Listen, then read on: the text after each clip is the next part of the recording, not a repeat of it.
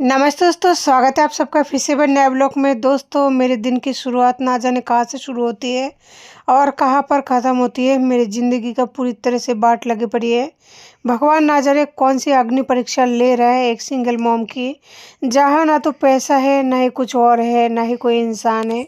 पूरी तरह से थक चुकी हूँ दोस्तों। ऐसा लगता है कि मैं बीमार पड़ चुकी हूँ, क्योंकि बुधवार सुबह यहाँ पे एडमिट हो चुकी थी बच्चों को लेकर।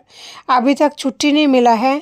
छुट्टी नहीं भी मिले कोई भी बात नहीं, लेकिन बच्चे का तबीयत पूरी तरह से ठीक नहीं हुआ है। यहाँ पे बच्चे को दोबारा से लिख दिया है जांच, क्योंकि एक बार जांच कराने से अगर कुछ गड़बड़ आता है, यानी जैसे अपेंडिक्स वगैरह था, तो दोबारा जांच कराते हैं। तो इसीलिए दोबारा से जांच करा के आई हूँ। और जांच का जो रिपोर्ट होता है ना, वो 6 से 8 के बीच में पड़ता है। यहाँ पे मैं लेके आई थी खाना, और बच्चे यहीं से थोड़ा सा खाना खाया था। छोटू को भी तबीयत ख़राब है, तो उसका भी जुकाम खांसी बुखार है, तो उसका मन नहीं था। और ये टिफ़िन है जो लेके आए थे। तो दोस्तों, मेरी तबीयत इतना ज़्यादा ख़राब हो चुके है ना, हॉस्पिटल में रह रह के भागा दौड़ी करके। हो सकता है कुछ ज़्यादा प्रेशर पड़ रहा है मुझ पर, ऊपर से डिप्रेशन तो है ही, और बॉडी पेन जो हो रहा है वो तो हो ही रहा है। बेड एक मिलता है, वो भी छोटा सा, जिसमें दोनों बच्चे सो जाता है। मैं नीचे सोती हूँ इस पर, जिस पर मैं बैठ के फ़िलहाल खा रही हूँ। शरीर दर्द इसमें सोने से और भी ज़्यादा हो जाता है, और सारे दिन भगना पड़ता है। ऐसा नहीं हॉस्पिटल में हूँ तो कोई चैन से रह रही हूँ, क्योंकि कभी रिपोर्ट लाना पड़ता है, तो कभी बच्चों को लेकर सोनोग्राफी में जाना पड़ता है, तो कभी बच्चों को लेकर ब्लड सैंपल देने जाना पड़ता है। तो बहुत सारी चीज़ें हैं, यहाँ पे रहने के बावजूद भी करना पड़ता है। दुख इस बात की है कि हर इंसान जिंदा है, लेकिन फिर भी कोई साथ नहीं है।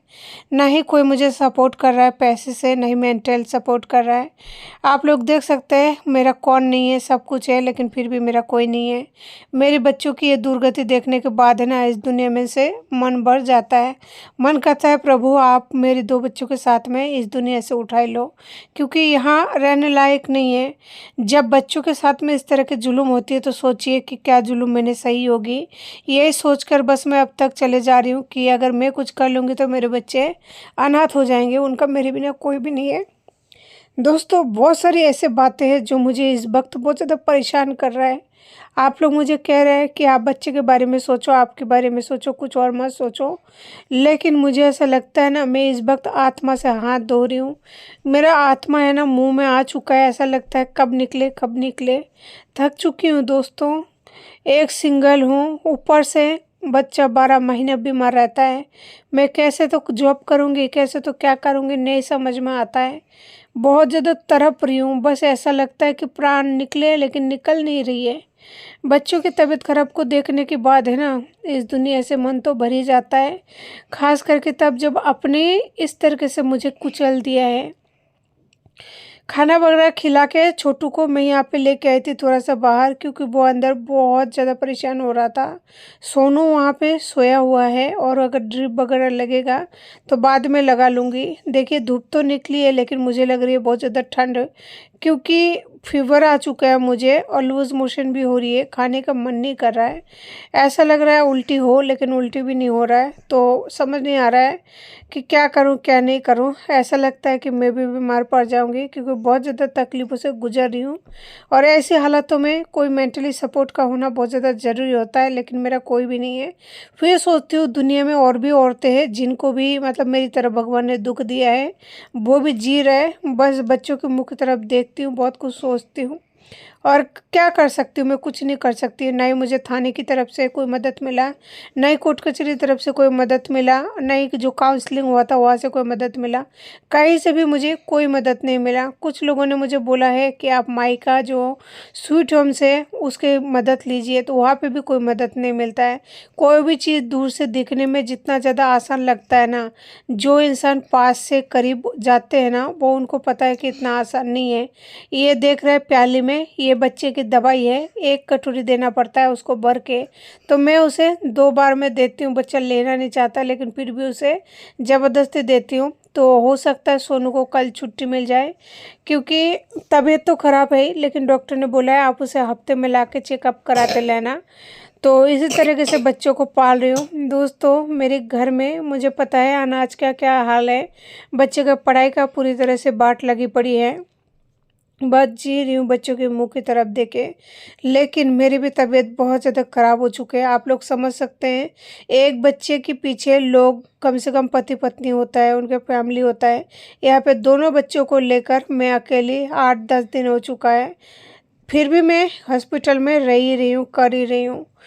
मैं बच्चों को नहीं छोड़ सकती, जब तक मैं ज़िंदा हूँ ना तब तक मैं छोड़ूंगी भी नहीं। यहाँ पे दवाई हो चुके हैं ख़त्म, और जो स्टोर है यानी जो इमरजेंसी दवाई वगैरह है वहाँ पे भी ख़त्म हो चुका है। दवाई आ नहीं रही है हॉस्पिटल में, तो डॉक्टर ने बोला है बाहर से मंगवा के उसके बाद में बच्चों को आप दवाई दे दो, नहीं तो यहाँ पे तो है नहीं, तो फिर क्या करोगे आप अपने हिसाब से एडजस्ट कर लो। तो यहाँ पे देख सकते हैं कितने सारे सामान वगैरह, कंबल वगैरह है हम लोगों के लिए। तो दोस्तों, बच्चे यहाँ पे जो है दवाई ले चुकी है, और दवाई देना बहुत ज़्यादा ज़रूरी है, चाहे नहीं भी ले तो भी देना पड़ता है। मैं उनके लिए चॉकलेट तक नहीं ला पा रही हूँ इस टाइम, क्योंकि बाहर जाना पड़ता है और दोनों को छोड़कर नहीं जा सकती। छोटू का तबीयत सही होता है ना तो वो फिर भी रह जाता है भाई के साथ में, लेकिन उसका तबीयत ख़राब होने की वजह से मैं उसे छोड़ कर नहीं जा सकती। और फिर आजकल देना दोनों आपस में बहुत ज़्यादा लड़ते हैं। मान लीजिए छोड़ के चले जाओ, अगर उन दोनों में लड़ाई हो गया तो सोनू के हाथ में जो लग रही है सुई, तो हो सकता है वो निकल जाए। तो बहुत देर बाद में दोनों बच्चे सो गए थे। देख सकते हैं एक ही बिस्तर में दोनों भाई इस तरीके से सोते हैं ना, उसके बाद में जरा सा पैर तक रखने के लिए जगह नहीं है, तो मुझे नीचे सोना पड़ता है। और हॉस्पिटल का नियम होता है तो उस हिसाब से चलना पड़ता है, और गवर्नमेंट हॉस्पिटल है। प्राइवेट में मेरी देखिए इतना हैसियत नहीं है, अगर इतना हैसियत होती ना तो आज 1.5 साल से मैं जो बॉडी पेन से गुजर रही थी वो शायद तकलीफ़ से ही हो जाता। उसके बाद में मैं यहाँ पे निकल चुकी थी शाम ढलने से पहले खाना लेने के लिए। लेकिन मेरा दुर्भाग्य कभी भी ख़त्म नहीं होता, मेरे दुर्भाग्य हमेशा मेरे साथ ही रहते हैं। खाना मुझे मिला नहीं था, क्योंकि खाने वाला जो दुकान था वो गवर्नमेंट ने हटा दिया था नगर निगम के तरफ से। और ये जो बिल है ये सोनोग्राफी का बिल है, बाबू के सोनोग्राफी जो है वो मैं करा के यानी कि पर्ची कटा के बाहर आई हूँ। खाना ले जाऊँगी फिर उसका सोनोग्राफी भी कराना